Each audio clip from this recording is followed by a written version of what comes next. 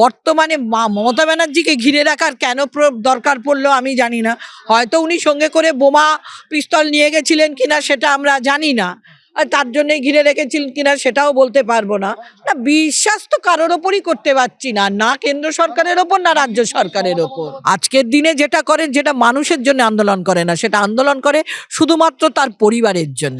BLO গুলোকে নাটক না করলে তিনিই যে এই কাজগুলো ঘটাচ্ছেন সেগুলো যদি কোনোদিন ফাঁস হয়ে যায়, তাই নাটক করে ওই যে চোরের মায়ের বড় গলা উনি কথাটা বলেন না, তা উনি তো নিজে চোরের মা, এটা তো একদম প্রমাণিত সত্য। হ্যাঁ, অবশ্যই চোরের মা। বগল দাবা করে চুরি শুদ্ধ করতে পারেন, অবশ্যই তো গণতন্ত্র সুরক্ষিত নেই। সত্যিকারের কি গণতন্ত্র রয়েছে? তাহলে এত পশ্চিমবাংলায় এত রকম কাণ্ড ঘটে যায়, সত্যিকারের যদি সুরক্ষিত থাকে, কাকে পুড়িয়ে মারা হচ্ছে, রাতের অন্ধকারে কার ঘরের চাল ভেঙে দেওয়া হচ্ছে, কার জামা কাপড় টেনে খুলে দেওয়া হচ্ছে, আরজিকরের মতন জায়গায় একটা মেয়ে ধর্ষিতা হয়ে গেল, তারও এখনো কোনো কুলকিনারা হলো না। তা কোথায় গণতন্ত্র? গণতন্ত্র কোথাও নেই। উনি তো ঠিকই বলেছেন, গণতন্ত্র নেই। গণতন্ত্র সুরক্ষিতর থেকে বড় কথা গণতন্ত্রই নেই। না হলে যে যারা আন্দোলন করেছিল আরজিকরের মানে ওই ঘটনা নিয়ে, সেই সব ডাক্তারদেরকে দূরে দূরে দূরে দূরে পোস্টিং করে দেয়, এবং অনিকেত মাহাতোর মতন লোককে কোথায় পোস্টিং, কিছুদিন কতদিন তাকে না বলে বসিয়ে রাখে। এটা কোথায় গণতন্ত্র?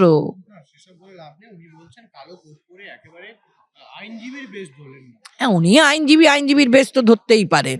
মাঝে মাঝে অনেকেরই যারা প্যান্ট শার্ট পরেন তাদের ধুতি পরার শখ হয়, যারা ধুতি পরেন তাদের প্যান্ট শার্ট পরার শখ হয়।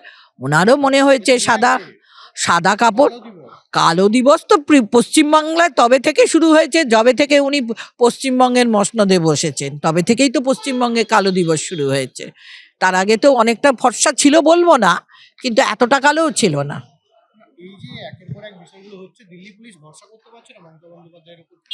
এখন এই যদি দিল্লি পুলিশের কথাটা বলেন, সেটা একটু এখন অন্য ব্যাপার হয়ে যায়।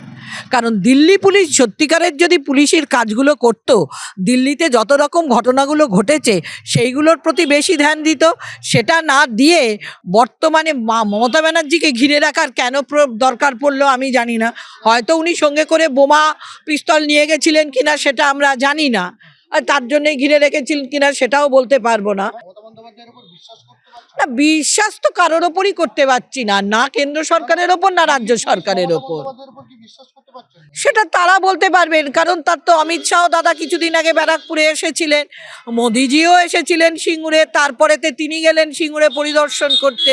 তা সেক্ষেত্রে তাদের বোঝাপড়াটা কত দূর, কতটা তাদের বিশ্বাসযোগ্যতা, কতটা গুড় নারকেলের আদান প্রদান হয়েছে, কতটা সুতি বস্ত্রের আদান প্রদান হবে, সেটা তারা বলতে পারবে। আমি সেখানে তো আমরা কেন বলতে যাব? হ্যাঁ, তো লড়াই তো উনি সর্বদিনই করছেন, লড়াই করবার ছাড়া তো আর ওনার কিছু নেই। হ্যাঁ, উনি 100 বার, এটাতে তো কোনো মানে দ্বিমত নেই। 1993 সালে যে আন্দোলনটা উনি ঘটিয়েছিলেন এবং ছোট থেকেই উনি আন্দোলন করে এসেছেন, এটাতে কোনো মানে কেউই বলতে পারবে না যে মমতা ব্যানার্জি আন্দোলন করে না, সে অস্বীকার আমরা করবো না। আজকের দিনে যেটা করেন, যেটা মানুষের জন্য আন্দোলন করে না, সেটা আন্দোলন করে শুধুমাত্র তার পরিবারের জন্য, এইটুকু বলতে পারি।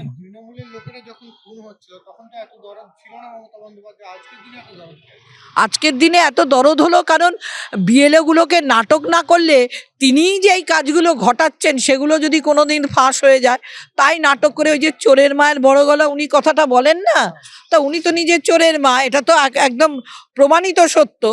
হ্যাঁ, অবশ্যই চোরের মা।